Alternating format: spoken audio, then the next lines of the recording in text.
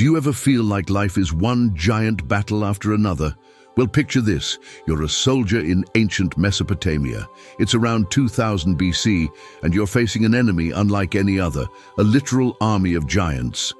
Now imagine your king is an unknown warrior, leading a small band of men against the likes of the monstrous Og, king of Bashan, or the towering Rephaim. The odds are stacked against you, so what do? You fight back, and you fight back hard. In today's episode of Epic Bible Stories, we'll dive into the incredible tale of the mysterious king who once and for all took on and defeated the armies of giants. Are you ready? Let's dive right in. The land of the giants, the antediluvians, the Nephilim, the Rephaim, the Zuzim Emim. The name itself strikes fear into the hearts of those who hear it. These weren't your average adversaries. No, these were giants of biblical lore, descendants of fallen angels and human women in the pre-flood world.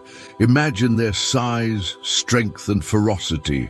After the flood, the earth saw the emergence of yet another race of giants. They made their home primarily in the region known as Bashan, nestled between the Sea of Galilee and the Jordan River. The land itself exuded an air of mystery. Hidden within its borders were two of the most notable giants in Scripture, Og and Akko. Og, king of Bashan, was a member of the Rephaim tribe, a race so formidable they struck terror into the hearts of many. He ruled from his capital in the city of Ancestor. Today, excavations hint at a substantial fortress, standing as a silent testament to Old Testament tales. How big was Og? Colossal would be an understatement. Deuteronomy tells us he was a man of the Rephaim, born of Anak, and he was in Bashan in the days of Moses. Later, when Israel conquered Bashan, Joshua tells us Og's iron bed was discovered. It was so large it required a team of 200 men to move it. That's no children's toy. Then we come to the lesser known, the enigmatic Achamoth. His identity remains shrouded in enigma. We find him mentioned only once in Deuteronomy, part of the Emim tribe. His monumental status is hinted at in a simple yet powerful line, and there was war with the Emim in the days of Ehud. What's striking is the location of his kingdom, Aram, south of Damascus in modern-day Syria. It seems giants dotted the landscape, each a formidable ruler over his domain. They faced an invader, Chedorlaomer of Elam. Now let's meet the antagonist of our epic tale, the mighty Chedorlaomer, king of Elam. He was a force to be reckoned with. The name Chedorlaomer itself speaks volumes. In Elamite, it translates to servant of Lagamar, a deity associated with warfare and victory. And if you look closely at the name, there's an interesting detail. Some believe the first 4 letters in Hebrew form the name El, meaning God, while the rest translate to king.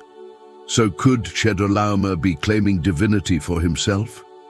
Chedorlaomer's reign marked the height of Elamism influence. His empire stretched from the Persian Gulf to the Mediterranean, encompassing territories like Susa, Anshan, and Eshnunna. He wasn't just a ruler, he was a conqueror. His ambition knew no bounds, but what was the catalyst for this massive invasion?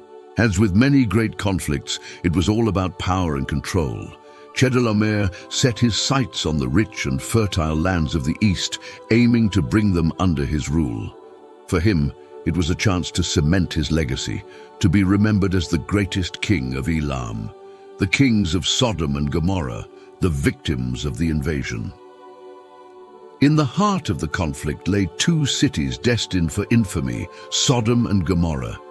They were more than just cities. They were symbols of wealth and prosperity in a land ripe for conquest. These cities weren't just victims of circumstance. They too played a role in their own fate. Sodom, with its wealth and might, posed a significant obstacle to any aspiring conqueror. But it was Gomorrah that truly stood out. Its strategic location made it a hub of trade and diplomacy. For Chedorlaomer, capturing Gomorrah was more than a military objective. It was a statement of dominance.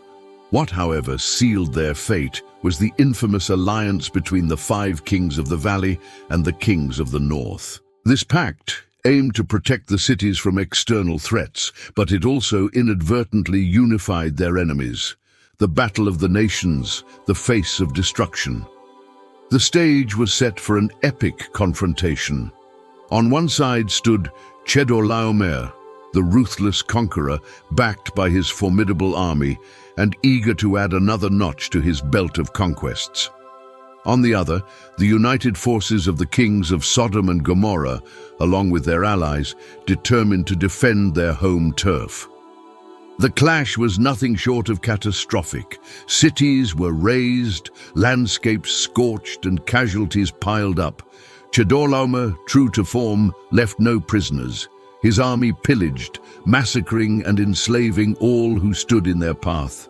The aftermath was a grim spectacle, a haunting tableau of death and destruction. Entire villages were wiped out, leaving behind a chilling silence that echoed the fallen. The triumph of David, the shepherd king. Amidst the gloom of defeat and despair, a beacon of hope emerged, the legendary David, son of Jesse. He was a shepherd by trade, yes, but his heart yearned for more, for a chance to prove himself, to write his name in the annals of history. When news broke of the brutal treatment of the Jews in Gath, a fire ignited within him. He didn't hesitate. He didn't consult. He acted. With a slingshot and a heart full of valor, he set out on a journey that would change everything. His target, the Philistine champion, Goliath of Gath. Goliath wasn't just a warrior, he was a colossus, a mountain of a man who taunted the Israelites, challenging them to a duel. To say this was a mismatch would be an understatement, but David wasn't intimidated. He accepted the challenge. What followed was nothing short of miraculous. David, the underdog, the improbable hero, faced off against the seemingly invincible Goliath. With a well-aimed stone and unwavering focus, he brought down the giant, ending the Philistines' reign of terror. It was a David versus Goliath story that resonated across generations, proving that courage and determination could conquer even the most daunting odds. The defeat of Og, king of Bashan, the fall of a giant. Enter Og, king of Bashan, a formidable opponent and a descendant of the Nephilim, towering above his contemporaries, both in stature and power. He wasn't just a physical force to be reckoned with.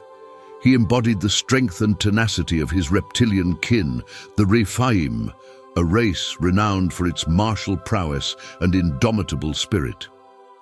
Facing such a behemoth, the Israelites understandably hesitated. Fear gripped their hearts, paralyzing their resolve. But Numbers assures us that God was with the people of Israel, guiding and empowering them to face their colossal foe. As the battle commenced, the Israelites fought with a fervor born out of desperation and faith. They understood that victory was not merely a matter of size or strength. It was a test of courage, perseverance, and belief in a higher cause. The turning point. In a moment that would go down in legend, the Israelites gained the upper hand. Arrows rained down upon Og, finding their mark and piercing his skin. The giant stumbled, his massive frame bearing the weight of the onslaught, but he did not fall without a fight. In a last-ditch effort, Og drew his sword, a weapon as big as a small tree, but even that couldn't save him. The Israelites, with unwavering determination, kept their distance, raining down blows until the giant finally succumbed. When Og fell, it wasn't just a giant who met his demise, it was the end of an era. The Rephaim, with their fierce king at the helm, had dominated the region for far too long. Their reign of terror was coming to an end. The aftermath of the battles. The aftermath of these battles was profound, reshaping the political and religious landscape of the ancient Near East. The defeat of the Rephaim and Emim giants was more than a military victory. It was a divine intervention. It solidified Israel's claim to the Promised Land and served as a powerful reminder of their covenant with Yahweh. The land was now theirs, but it wasn't without its challenges. The memory of the giants still lingered, serving as a stark reminder of the battles that had been fought and won. The future echoes of the past.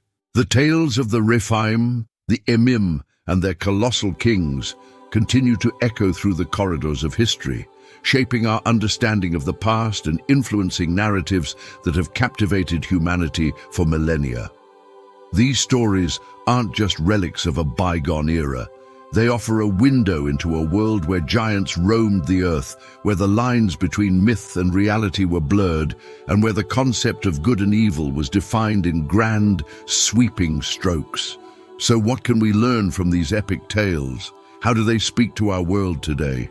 The answer, surprisingly, lies in the smallest details: the courage of David, the steadfastness of the Israelites, and the unwavering guidance of God.